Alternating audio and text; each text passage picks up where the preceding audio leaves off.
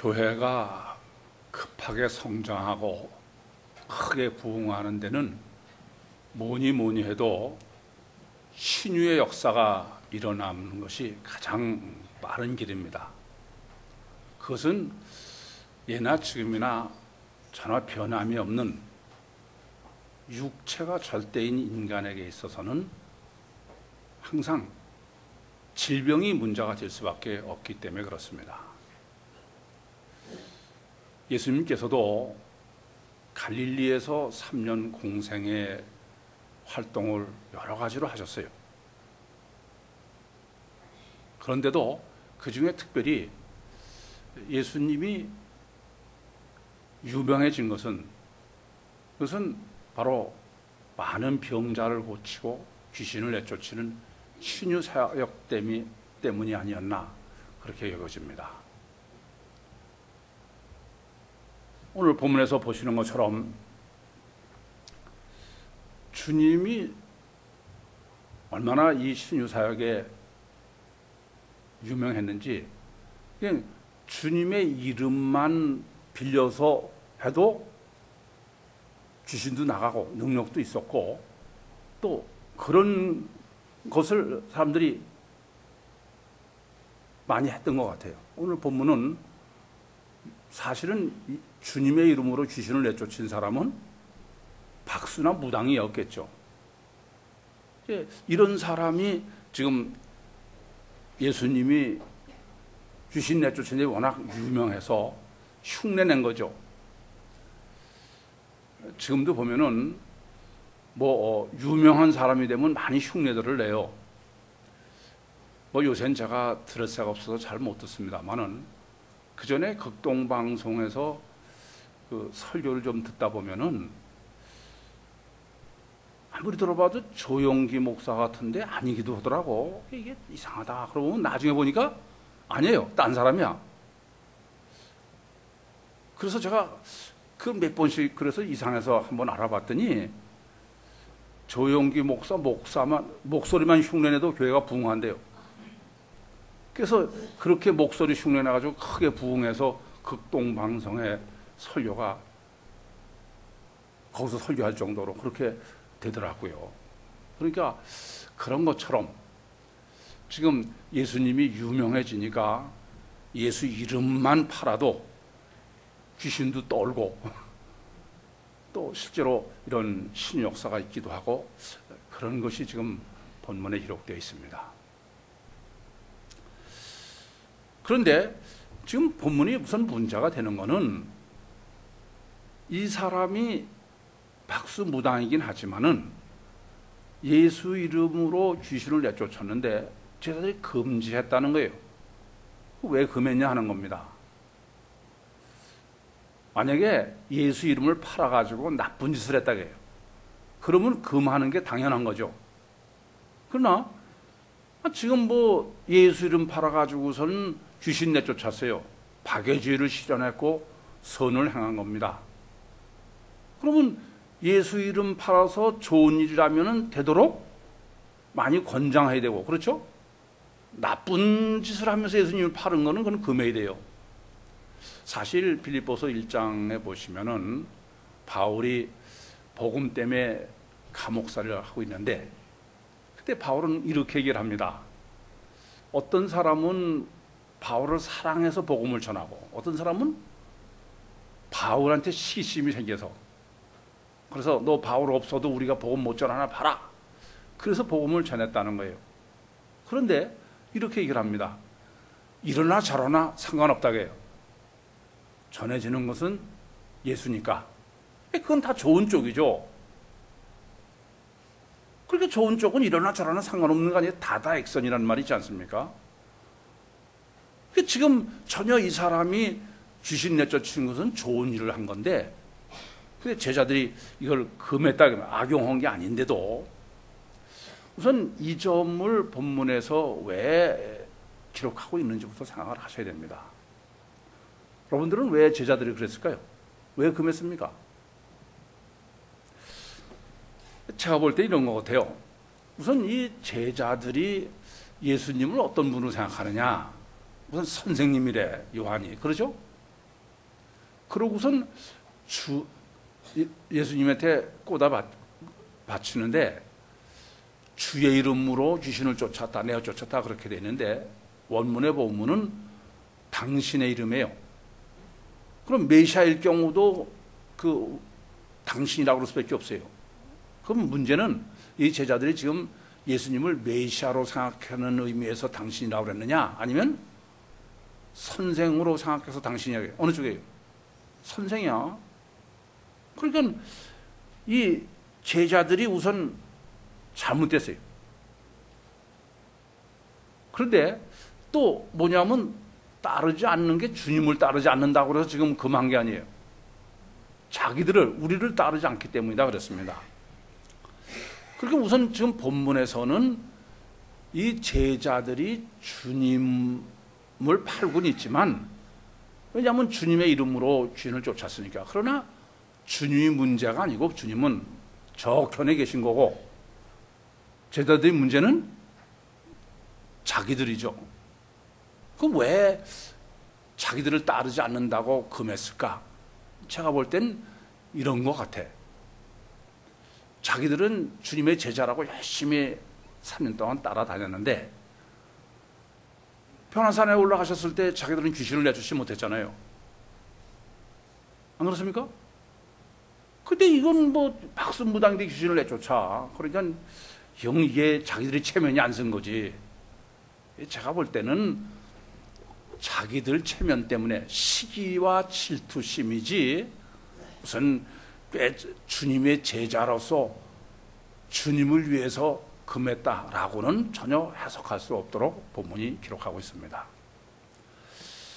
이 사실을 우리가 정확하게 아는 것이, 이 본문은 지금 실족 또는 범죄라고 번역한 스칸달리조라는 개념을 지금 정립해 준 귀한 내용인데, 이 정립함에 있어서 이러한 서론적 의도가 어떤 것인지를 정확히 아셔야 스칸달리조를 바로 정립할 수 있습니다. 이 본문에서 정립하려는 지금 스칸달리조에 관한 문제는 또 하나의 어떤 강조법이냐면은, 지금 예수님께서 3년 동안 갈릴리에서 공생애를 활동을 하시고, 그리고 변화산에 가셨다가 다시 이제 가버나움에 오셨어요. 그리고 바로 다음 그 마가복음 10장 1절에서 보시면 알지만은 바로 이 스칸달리조론을 정립하시는 것을 끝으로, 그리고 이제 3년 동안 공생애 활동하시던 갈릴리와 가버나움을 떠나시는 겁니다. 따라서 지금 예수님께서 마지막으로 갈릴리의 공생애 3년 동안의 예수님의 사역의 최후 마지막으로 정립해 주시는 게 뭐냐면 스칸달리조론이다 이겁니다. 그러면 어느 정도 중요한 의미라는 것을 강조하는지 잘 아시겠죠? 그러니까 이것은 예수님이 공생애를 갈릴리에서 보내신 전체의 총결산이에요. 종합이다 이겁니다. 그걸 마지막으로 그렇게 정립해 주신 거예요. 보통 중요한 게 아니죠. 보통 중요한 게 아닙니다. 사실 이렇게 본문에서 강조법을 쓰지 않더라도 이 스칸달리조라는 개념은 성경적으로 보통 중요한 개념이 아닙니다. 우선 이게 얼마나 성경에서 중요하게 다루고 있느냐. 우선 아셔야 될 것은 이 스칸달리조라는 개념은 뭐 다른 것도 다 시작해서 마찬가지지만 복음서 아니면 정립할 수 없는 것이 스칸달리조의 개념인데, 전체적으로 신약에는 이 단어가 45번이 기록되어 있습니다. 그런데 그 중에 32번이 복음서에 기록되어 있어요. 나머지는 13번밖에 기록되지 않았습니다. 이러한 스칸달리조를 32번씩이나 기록한 것이 어느 정도로 중요하다 하냐, 이렇게 비교해보면 알 수 있어요. 복음서에 믿음, 우리는 믿음 그러면 뭐 생명보다 더한 거 아닙니까? 그 피스티오라는 단어가 141번 기록되어 있습니다. 그러니까 믿음을 4번 쓸 때 스칸달리조는 한 번 쓴 거예요. 이럴 정도입니다. 또, 뭐, 귀한 개념으로는, 중요한 개념으로는 구원, 소조 생각, 소조. 그 구원이라는 단어는 얼마나 있느냐? 복음서에 47번밖에 없어요. 그런데 이 스칸달리조는 32번이에요. 그러니까 네 번의 그 구원이라는 단어 4번 나올 때 스칸달리조가 3번 나온다 그런 말입니다. 그 다음에 여러분은 뭐가 더 어떤 개념이 중요할 것 같아요? 예를 들면 아가페요. 아가페는 55번밖에 안 나와. 그러니까 아가페 5번 쓸 때 스칸달리조는 3번 쓴 거예요. 이럴 정도로 스칸달리조라는 개념은 절대적으로 중요하다라는 점을 먼저 아셔야 되겠습니다. 그리고 이것은 제가 다른 때는 예수님만이 정립해 주신 개념이다 그렇게 말씀드렸는데 복음서 신학의 아주 핵심입니다. 복음서 신학의 가장 어떤 면에서 중요한 주제가 스칸달리조다. 그렇게 이해하시면 틀림없습니다. 서신서에서는 스칸달리조는 전혀 정립할 수 없습니다. 그럼 복음서에서 이 스칸달리조를 어떻게 정립하고 있냐? 그걸 좀 생각해보면 뭐 그냥 단어가 나오는 정도가 아니라 아예 한 단락이나 이렇게 해서 스칸달리조를 완전히 따로 띄워가지고 정립해 준 게 4번 있어요. 마태복음 5장에 산상복음에 간음론으로 해가지고 5장 27절부터 32절에 스칸달리조론을 아주 체계적으로 정립해 주셨고 마태복음 18장 이건 사실은 1절부터 32절까지가 한 장 전체가 스칸달리조론이라고 해도 과언이 아닙니다. 그건 변호사에 내려온 다음에 제자들이 누가 크냐 그 경쟁하는 걸 보시고선 예수님께서 스칸달리조론을 정립해 주셨습니다. 그럼 오늘 마가복음 본문 이거 누가복음도 17장 1절부터 4절에 보시면은 이 스칸달리조와 하마르티아 그걸 대비하고 대조해서 그렇게 정립했습니다.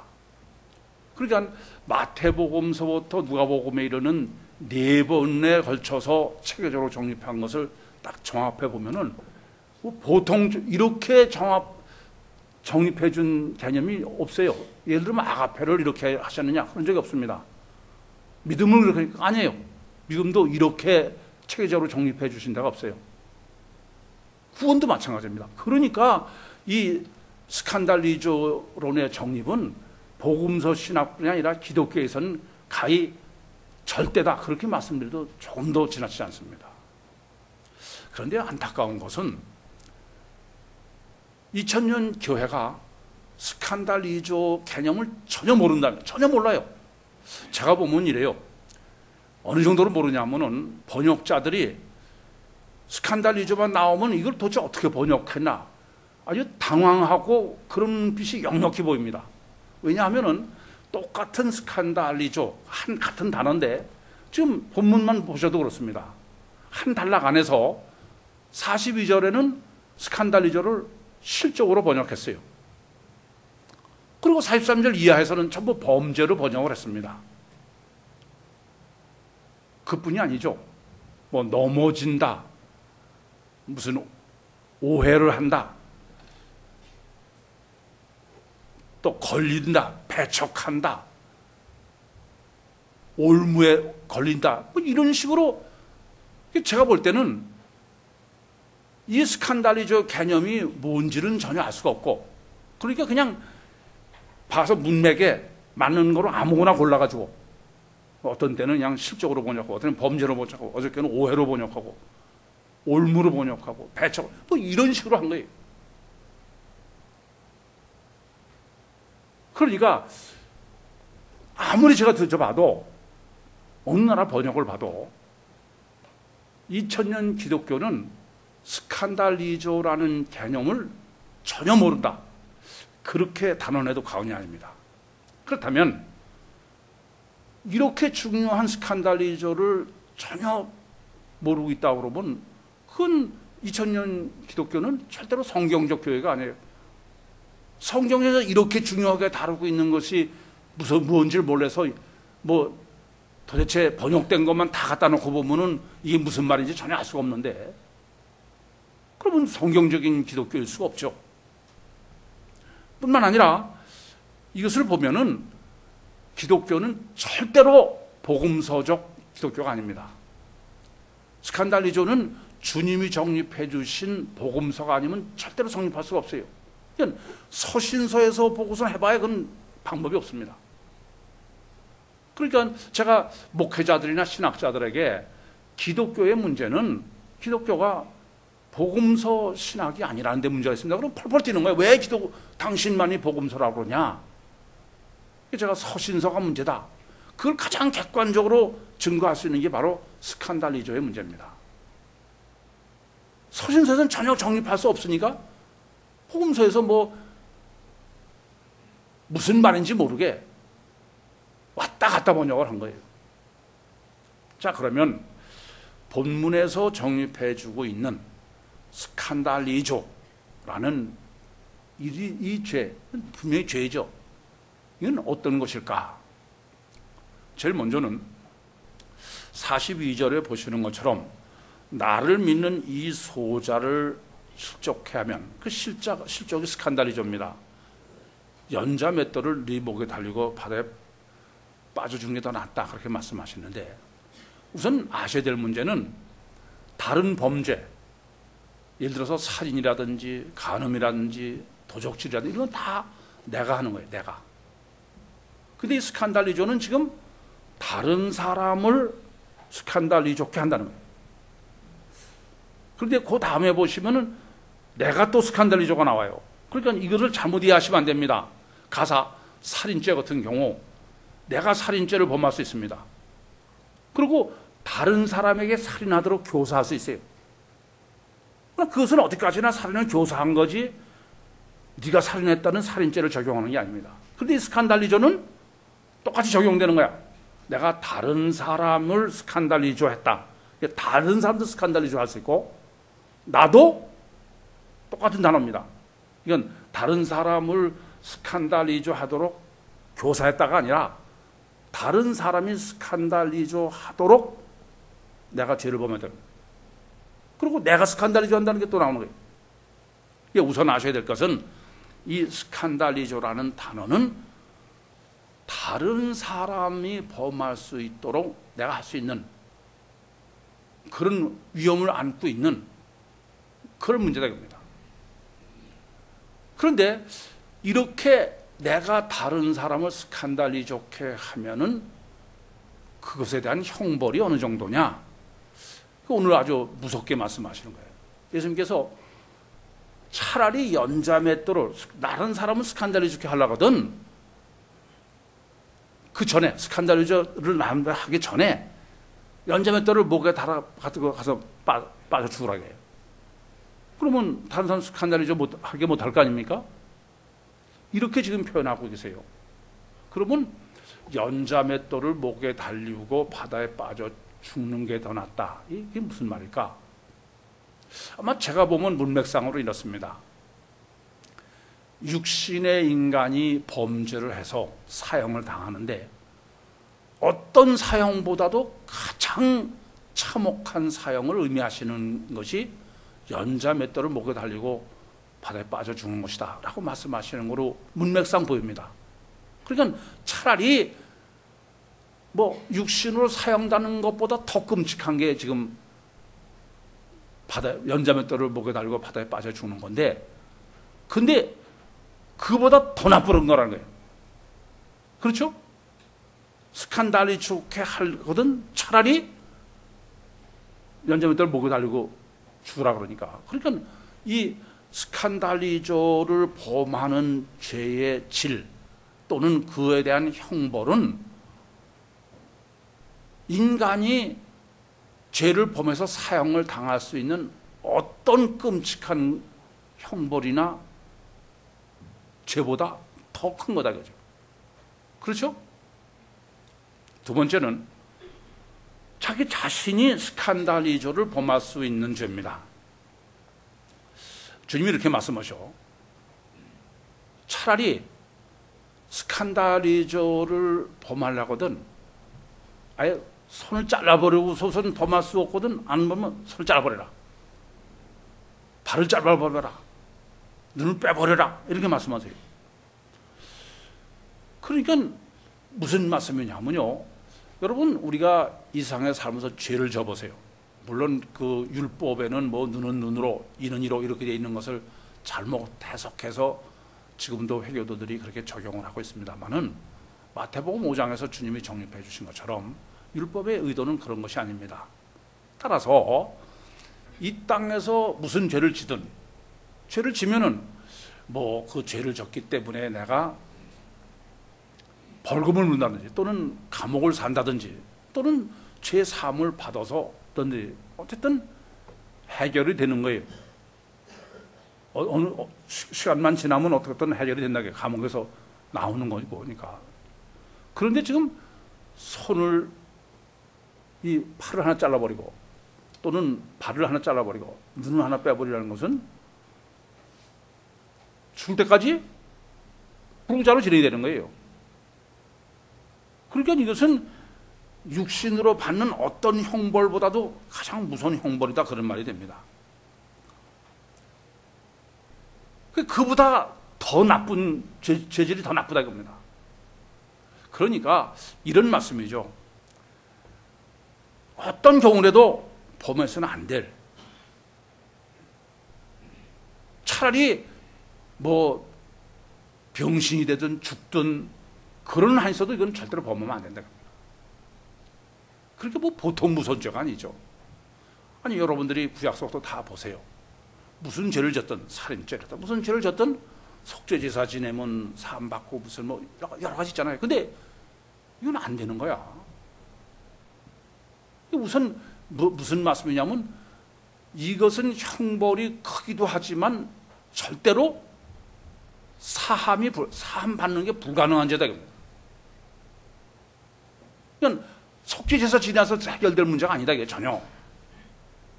벌금 내서 될 문제가 아니다, 이게. 사형을 당해서도 해결될 문제가 아니다, 겁니다. 왜 그러냐? 이 스칸달리저를 범한 죄의 형벌, 이 죄를 범한 그 형벌이 어때서 그러냐? 그거는 이 세상에서 죄의 대가를 지불하는 게 아니에요. 이 세상에서 죄를 져서 무슨 뭐 벌금을 문다든지 감옥을 산다든지 속죄제사 지낸다든지 그렇게 해서 그 죄 대가로 무슨 매를 맞는다든지 그런 게 아니고, 이거는 육신이 죽은 후에 영계에서 내 영이 받는 벌이다 이겁니다. 그러니까 문제가 여기 있는 거죠. 여러분, 우리는 지금 눈에 보이니까 눈에 지금 뭐 팔 하나 자른다든지 무슨 뭐 교수형을 당하든지 그게 끔찍한 거로 여겨지는데, 주님이 말씀하시는 의도는 그건 문제가 안 된다. 그건 어쨌든 그것으로 죄를 해결하는 거예요. 사형을 당해도 죽으면 그 죄는 그것으로 끝난 겁니다. 그런데 이 스칸달리저는 육신의 세계에서 살면서 있으면서 죄의 대가를 지불하는 게 아니야. 죽은 후에 내 영이 영의 세계에서 죄의 대가를 지불하는 거다 이겁니다. 그래서 이게 심각한 문제가 있는 거야. 왜냐? 여러분, 육신 죽은 다음에 죄의 해결 방법이 있어요? 그건 해결 방법이 없어. 그러니까 이것은 가장 끔찍한 죄의 이유가 바로 육신에서의 형벌이 아니기 때문에 그렇다라는 점을 먼저 본문에서 정확하게 보셔야 되겠습니다. 그러면서 우리가 하나 더 생각할 거는 참 본문이 귀한 건 이거예요. 지금 본문을 보시면은 예수님이 절대로 죄를 짓지 말라는 문제는 그 결과가 이 세상이기 때문이에요? 사후에 때문입니까? 우선 이거에서 아셔야 될 것은, 그러면 예수님께서 지금 육신을 입고 이 땅에 오셔서 우리를 구원하기 위해서 3년 동안 사역을 하셨는데, 그 예수님의 구원 사역은 육신 구원이라는 얘기입니까? 영혼 구원이라는 얘기입니까? 예? 이 점을 아셔야 돼. 자꾸 사람들은 육신을 입고 오신 예수 그리스도가 우리를 구원하는 것이 육신과 세상의 구원으로 생각하는 거야. 근데 지금 본문에서 명확하게 우리가 우선 알아야 될 것은, 주님이 구원하시려는 것은 육신 사후의 천국 구원이지 육신에서의, 이 땅에서의 육신 구원이 아니다 이겁니다. 제가 이런 생각이 들어요. 말은 다들 뭐 피로 제삼 받아서 천국 간다 이런 소리 하지만, 전 세계 기독교는 전부 육신 구원이에요. 실제로는 제자 훈련이 가장 중요한 것처럼. 그런데 왜 그렇게 됐을까? 그 중요한 이유 중에 하나가 스칸달리저를 전혀 모르는 거야. 그러니까 이 세계의 기독교는 전부 이 스칸달리저를 기독교가 모른다는 얘기는, 이 세계의 모든 기독교의 구원론은 육신구원이에요, 천국구원이에요? 육신구원이라는 또 하나의 객관적 증거입니다. 그러나 잊지 마세요. 주님이 이 땅에 오셔서 우리를 구원하러 오신 것은, 육신을 입고 오신 것은 천국 구원을 위해서 오신 것이지 육신과 세상을 구원하러 오신 게 아니라는 점을 먼저 명확하게 하셔야 되겠습니다.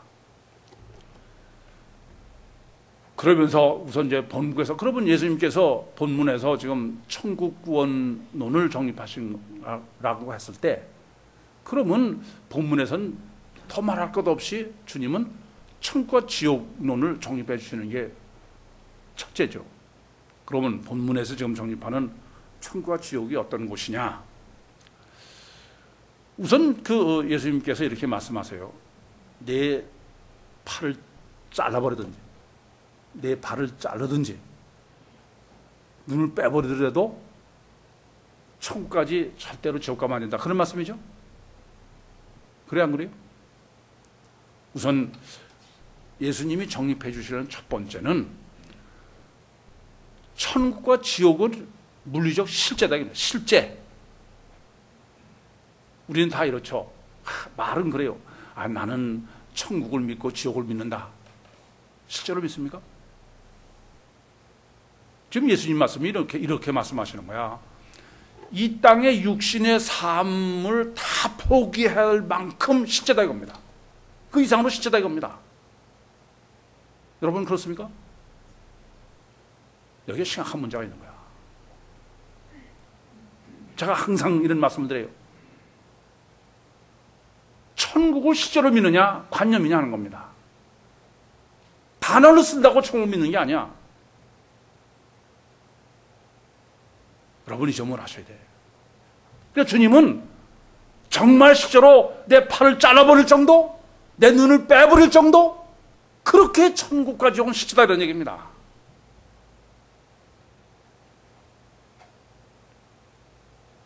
아무리 내가 뭐 예수 믿고 열심을 다한다 하더라도 천국과 지옥이 실제로 믿어지지 않는 사람, 그 사람은 절대로 그리스도인이 아닙니다. 이 점을 명확하게 아셔야 됩니다. 말로 내가 천국 구원, 나 지옥 안 가고, 그거 믿는 게 아니에요. 그래서 예수님께서는 그냥 야 천국이 실제다 그렇게 말씀하시지 않아. 너 정말 천국 가기 위해서 네 팔을 잘라버릴 수 있느냐? 제가 지난번에도 그런 말씀드렸죠. 천국 가려면은 감옥에 가서 1년만 살면 된다. 10년만 살면 갈 사람을 손들었다가 내가 갈 필요 없다. 이제부터 자유를 1년만 포기해라. 그랬더니 그 사람이 토요일날 끝나는 세미나에서 금요일날 끝나면서 하는 소리가, 손을 번쩍 그렇게 들고 자기는 천국 가기 위해서 10년 감옥 살겠다는 사람이, 목사님 그동안에 은혜 많이 받았습니다. 내일 중요한 약속이 있어서 못 나가겠습니다. 천국 믿는 거예요? 예수님은 지금 뭐라고 말씀하시는데요? 네 손을 잘라버릴 정도로, 눈을 빼버릴 정도로 그렇게 천국이 실제로 믿어지냐 하는 거예요. 실제로 믿냐는 겁니다. 이건 정말 고민하셔야 됩니다. 실제로가 아니면 그건 전혀 기독신앙이 아니라는 사실을 깊이 고민하셔야 돼요. 사실 뭐 이번에도 영은 실체다 이렇게 책을 썼습니다마는 우리 신앙은 영이 얼마나, 영계가 얼마나 실제로 내가 여겨지느냐. 그래서 제가 그렇게 말씀드리지 않습니까? 얼마나 실제냐? 영혼 일탈로 증명해 드린 거예요. 그러니까 아무리 그래도 그건 들을 때뿐이지 조금 지나면 다 육신이 절대인 게 우리예요. 이 점은 정말 고민하셔야 됩니다. 내가 자꾸 성경적 기독교적 용어를 썼다고 해서 믿음이 있는 게 아니에요. 실제일 뿐 아니라 또 뭐라고 말씀하시냐면은 영생한다는 거예요. 영생에 들어가는 게 더 나냐? 물론 영생은 생명이라는 걸 영생으로 번역을 한 겁니다만은 그보다 불이 꺼지지 않는데요. 그렇죠? 꺼지지 않는 불이 어디 있어요? 꺼지지 않는다는 겁니다. 또 구더기도 죽지 않는다는 거예요. 그리고 소금으로 말씀하셔. 천국과 지옥이라는 데는 어떤 것이냐? 이거는 우선 영원하고 꺼지지 않는 영원하다는 거예요. 그리고 변하지 않는다. 불변이다. 겁니다. 그 상태가 그대로 유지된다. 겁니다. 계속 영원토록 변하지 않고 지속된다. 겁니다. 거기가 천국과 지옥이야. 이 점이 심각한 문제가 되는 거예요. 우리는 지금 좀 어려운 문제가 있더라도 뭐 시간이 지나면 바뀌기도 하고, 그렇죠? 아픈 사람이 낫기도 하고. 그런데 천국과 지옥은 그런 것이 아닙니다. 상태가 변하지 않아. 그러니까 천국은 어떤 것이냐면은 극락, 좋고 기쁜 게 불변 상태로 영원히 계속되는 거예요. 지옥은 최악 상태, 가장 고통스러운 상태가 전혀 변하지 않고 영원히 지속되는 거예요. 영원히. 주님은 말씀하시는 것입니다. 자, 이게 실제다. 이게 실제다 이겁니다. 극락과 극악이 실제다 이겁니다. 그리고 이것은 영원히 변하지 않아. 어느 쪽으로 갈 거냐 이거야.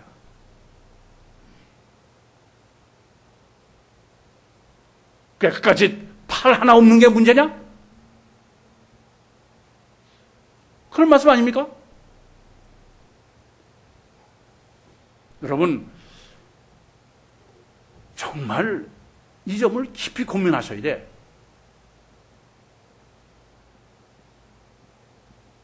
말로는 그냥 뭐 천국이다 그러고 실제로는 천국이 우습게 하는 거지 그냥.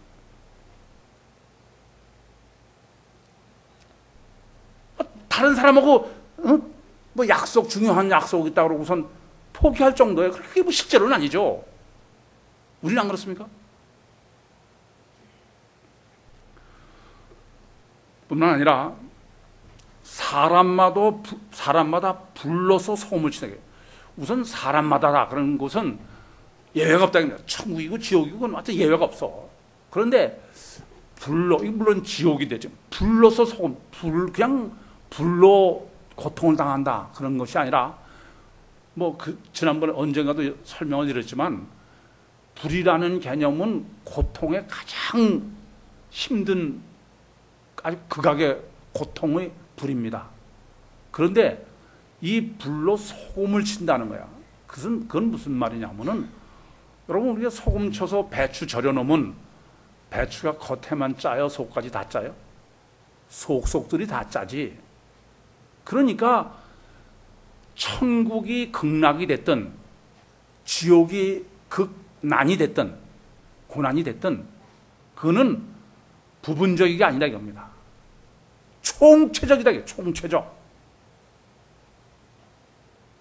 그러니 자 보세요. 천국과 지옥이 실제고 천국과 지옥은 영원히 계속되면서 변하지도 않고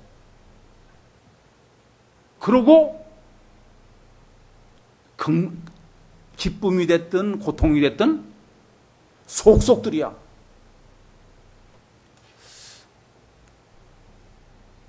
막 이쯤 생각하고 보면은 주님이 말씀하시는 게 100번 이해가 될 거로 여겨져요.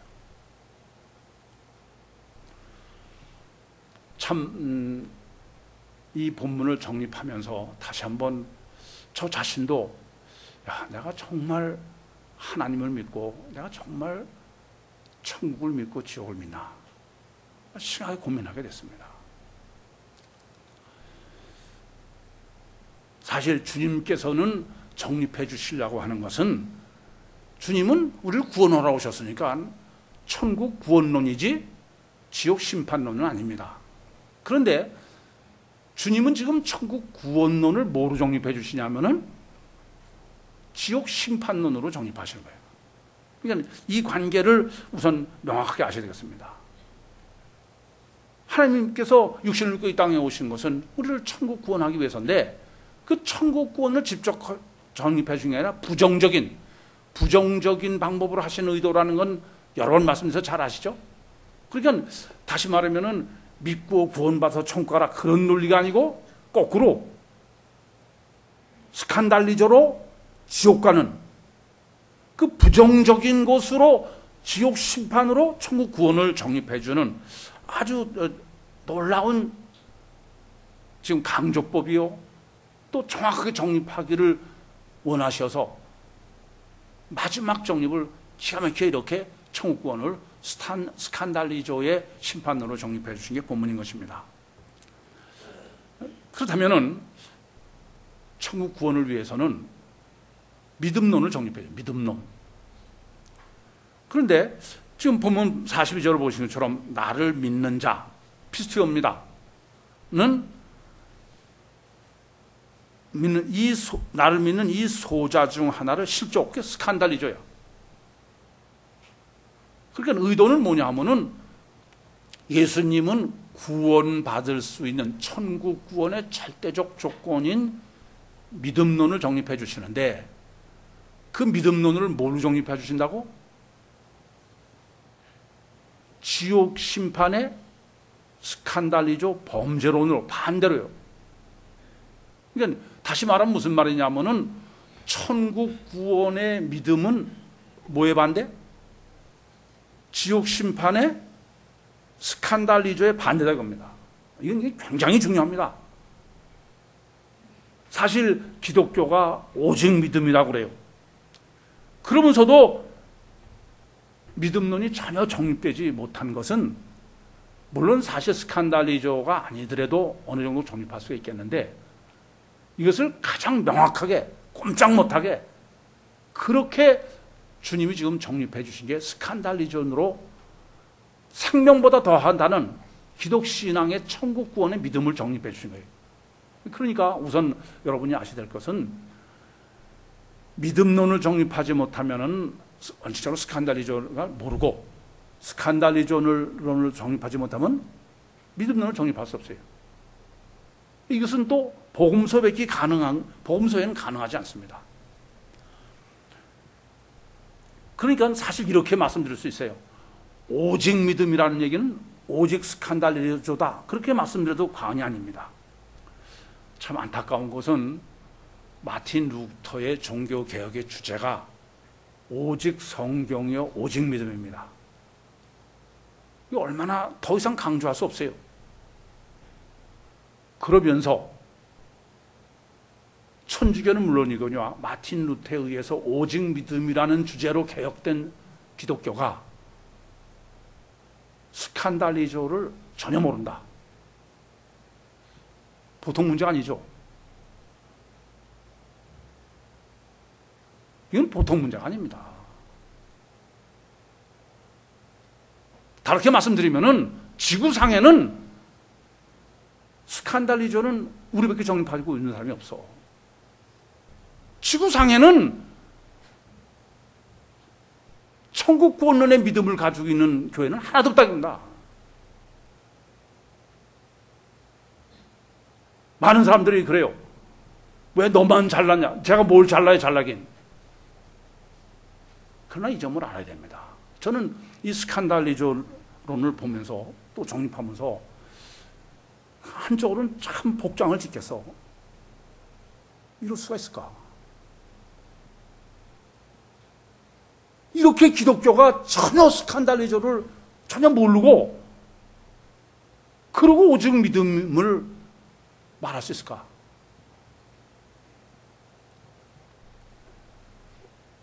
그럼 본문이 지금 정립해준 스칸달리조의 의미가 뭐냐? 이걸 모르면 뭐 아무 의미가 없겠죠.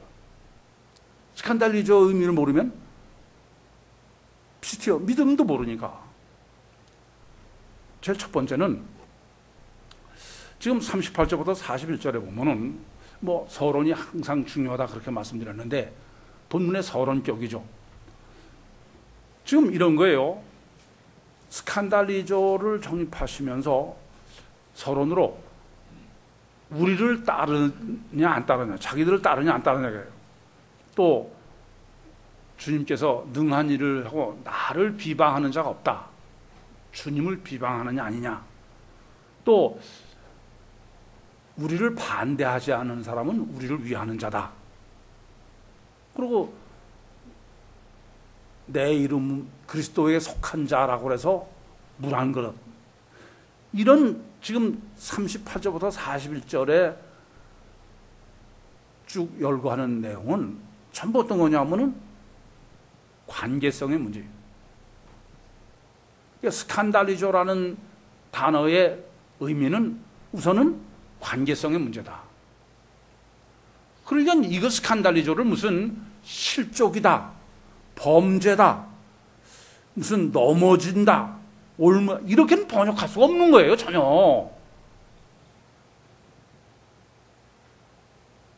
그리고 오죽하면 제가 그러지 않습니까? 이 성경을 번역하는 사람이 보통 사람이 합니까? 그런데도 이 사람들이 번역하면서 스칸달리조만 나오면은 그냥 당황하는 것이 보여, 내 눈엔. 정말 한심하죠. 두 번째는 스칸달리조가 그러면 이 첫째는 관계성의 문제인데 두 번째는 어떤 관계냐, 무슨 관계냐. 지금 주의 이름으로 귀신을, 물론 이게 주라는 건 주님이죠. 당신이 나와 했던 간에. 또 예수님께서 능한 일을 위하고 나를 비방하세요. 나를. 또 우리를 위하느냐 반대하느냐. 그 우리라는 건 주님이 주체죠, 여기서는. 그리고 그리스도에 속하느냐 안 했냐. 그냥 물 한 그릇의 문제가 아니라 그리스도에 속했다고 해서. 더군다나 이 스칸달리조를 정립해 주신 마태복음 18장 지금 본문 그리고 누가복음 17장 1절에서 4절 이 모두는 스칸달리조를 시작하는 서론이 한결같이 어떻게 시작하냐면은 예외가 없어요. 나를 믿는 이 소자 중 하나를 스칸달리조케. 그냥 소자가 아니라 누구래요? 주님을 믿는 소자. 그러니까 우선은 관계성의 문제인데 두 번째는 그냥 관계가 아니고 삼일체 하나님과의 관계의 문제다. 그러니까 인간관계가 아니다. 우선은 인간관계처럼 시작했지만은 실제 내용은 42절이 지금 스칸달리조 본론을 시작하는 거죠. 그것은 주님과의 관계다. 주님. 삼일체 하나님과의. 그러니까 인간관계에서의 문제라면 그것은 하마르티아입니다. 그런데 신관계의 문제는 지금 뭐라고요? 스칸달리조다 이겁니다. 세 번째로는 지금 예수님께서 금하지 말라고 그러시는데 문제가 있습니다. 왜냐하면은 이래요. 조금 전에도 말씀드렸지만 이 스칸달리조라는 것은 주님과의 관계의 문제야. 그런데 이 귀신을 내쫓은 박순환 무당은 이름만 예수 이름을 팔았지 주님하고는 아무 상관이 없어. 그래 안 그래요? 뿐만 아니라 이 제자들의 문제입니다. 제자들도 어떤 사람이냐면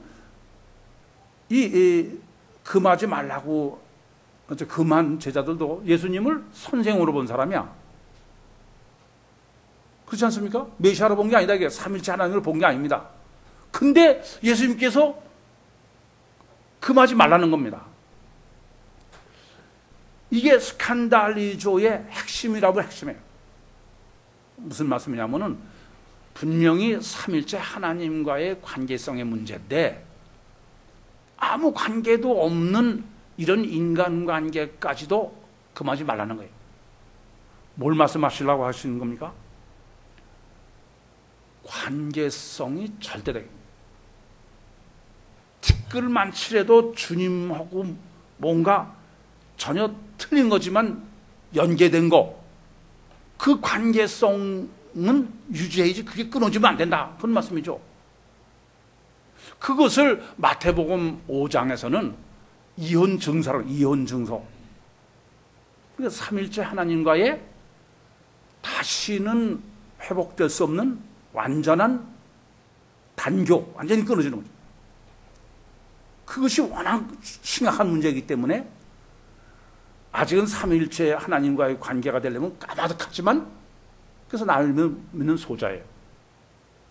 그렇지만 그 관계가 앞으로 하나님과 관계가 될 것을 기대해서 그걸 끊어가지고 앞으로 하나님과 관계가 안 될 수 있는 게 길이 막히면 안 된다. 그런 의미죠. 그래서 마태복음 10장에서는 제자들을 파송하실 때 너희들을 영접하지 않거든 발에 먼지를 떨어버려. 아무런 관계가 없는 완전한 절교. 따라서 본문에서 정립하는 스칸달리조는 첫째는 관계성의 문제인데 관계는 누구의 관계냐면 삼일체 하나님과의 관계다. 그런데 이 스칸달리조는 하나님과는 다시는 관계가 회복될 수 없는 완전한 단절이다. 그렇다면 이제 그것이 지옥 심판의 스칸달리조예요. 그렇죠? 지금까지 정립해 주는 게 뭡니까? 이것이 하나님과의 관계성의 완전한 단절이 스칸달리조가 지옥 심판이다. 그러면 그 반대입니다. 천국권은 뭐겠어요? 네? 삼일체 하나님과의 완전한 결합인 거예요. 완전한 결합, 결혼. 그러니까 성경이 정립해주고 있는 천국 구원의 피스티어 믿음이란 예수 피로 죄산 받는 걸 의심하고 믿는 것이 천국 구원이 아닙니다. 스칸달리조의 반대. 하나님과의 관계성의 완전한 단절로 인한 영원한 천국 심판의 스칸달리조의 반대는 삼일체 하나님과의 분리될 수 없는 완전한 결합, 결혼. 요한복음 1장 10절에 영접하는 자 곧 그 이름을 믿는 자들에게는 하면 자녀가 됐다. 그래서 사도행전 16장 31절도 주 예수를 믿으라. 그 믿음을 제가 어떻게 해석해요? 내 마음의 주인을 예수로 바꿔서 주님이 내 안에 들어오셔서 한 번 들어오시면 떠나실 수 없는, 분리할 수 없는 그것이 기독교가 정립해주고 있는 천국권의 믿음이지, 스칸달리조로서 믿음을 정립하지 않고는 엄밀하게는 천국권의 믿음 정립하기가 보통 어려운 게 아니에요. 물론 그렇지 않더라도 다른 충분히 정립할 수 있어야 마땅하지만, 그러니 스칸달리조를 모르는 기독교가 천국 구원의 믿음을 알 수 있겠습니까? 전혀 천국과는 상관도 없는 믿음 가지고 모든 사람을 미혹하고 있는 게 2000년 기독교라는 점은 심각한 문제인 것입니다. 그러시면서 주님은 지금 결론적으로 소금을 두고 서로 화목하라. 이제 여러분은 본문이 지금 천국 구원을 위해서 스칸달리조의 반대인 결합론으로 화목을 말씀하시는 의도가 충분히 이해가 되죠. 여러분 이 점을 아셔야 됩니다. 하나님과 화목, 하나님과 결혼, 그건 보통 어려운 게 아니야. 우리는 가셔 결과밖에 잘 될 수밖에 없는 게 인간이고, 하나님은 무감지 무시 무지의 영적 존재예요. 그분과 어떻게 분리할 수 없는 완전한 결합이 가능하냐 이게. 그래서 하나님께서는 이 땅에 우리가 육신을 입고 사는 동안은 화목의 훈련장으로 주셨다 그랬어요. 다시 한번 명심하시기 바랍니다. 화목을 해치는 것은 어떤 것도 안 돼. 어떤 것도 안 됩니다. 아무리 저 사람이 죄를 짓고 악인이고 안 해요. 화목을 해칠 것 같으면 입을 닫으세요. 그건 다 하마리 떼에 속하는 겁니다. 죽어도 하시면 안 돼. 불교의 사람은 이건 명심하셔야 돼. 왜 남 얘기를 해요? 안 됩니다. 지옥 갈 문제예요. 눈을 빼버릴전정 해서는 안 되는 겁니다.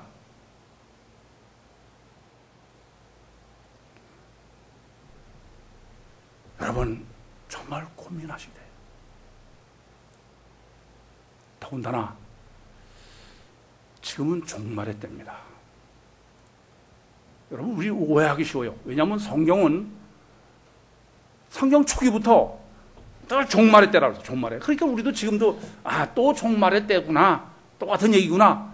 아니요. 여러분 스칸달리조를 정립하시면서 이 점은 명확하게 하셔야 됩니다. 2000년 동안 기독교가 스칸달리조를 전혀 몰랐어요. 그러면 여쭤보겠습니다. 2000년 기독교에 천국 복음이 있었습니까? 없었습니까? 천국 복음은 없었습니다. 그런데 주님은 말씀하셨어요. 천국 복음이 모든 족속에 전해지면 그때서야 주님이 오시겠다고 그랬습니다. 그러면 종말이다, 종말이다, 그렇게 성경이 얘기하던 진짜 종말의 시작은 천국 복음이 정립돼서 전해지기 시작해야 되는 것입니다. 그렇다면 2000년 교회사에 지금 최초로 스칸달리조를 구유복음이 정립했어요. 천국 복음을 정립했다는 말씀입니다. 그러면 2000년 동안 그저 늘 종말이다, 종말이다 그런 것 같습니까? 아닙니다. 이제 정말 종말이 시작되는 시점이 와 있습니다. 모르겠어요. 하나님이 어떤 방법으로 언제 모든 족속에게 천국 복음을 전하실지는. 그러나 아직도 천국 복음이 전하지 않고 계속됐던 교회와 천국 복음을 정립한 이후의 교회, 그건 절대 같은 게 아닙니다.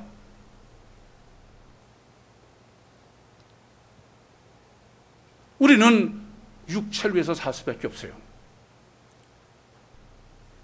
천국을 믿는다고 그러면서 그럴 수밖에 없습니다. 그러나 종말의 때는 다릅니다.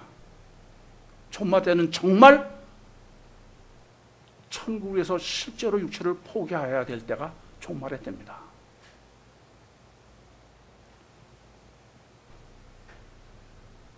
이 점을 깊이 고민하셔야 됩니다. 저는 늘 조마조마한 마음을 가지고 있습니다. 언제 이 복음이 느닷없이 확산될까?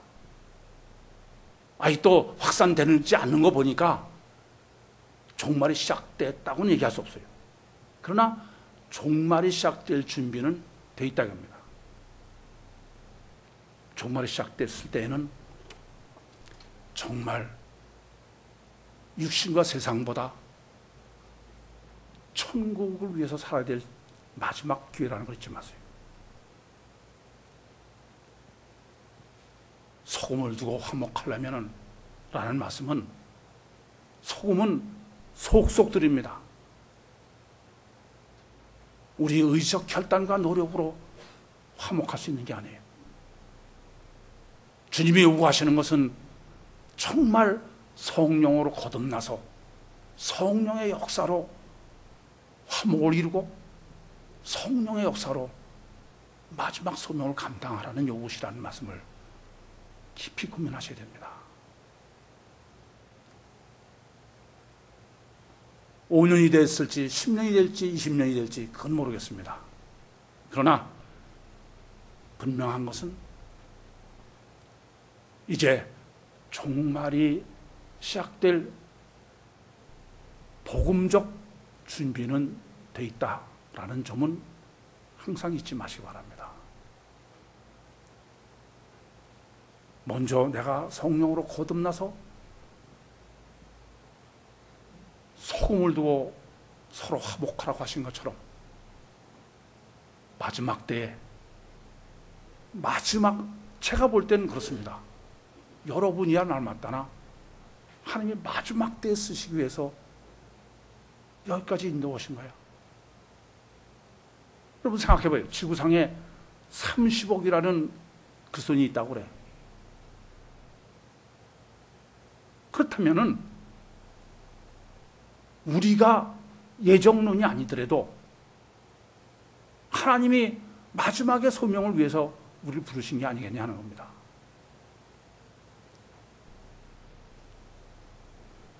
정말 마지막 때에 소명의식으로 나 자신이 거듭나야 됩니다. 그래서 마지막 소명을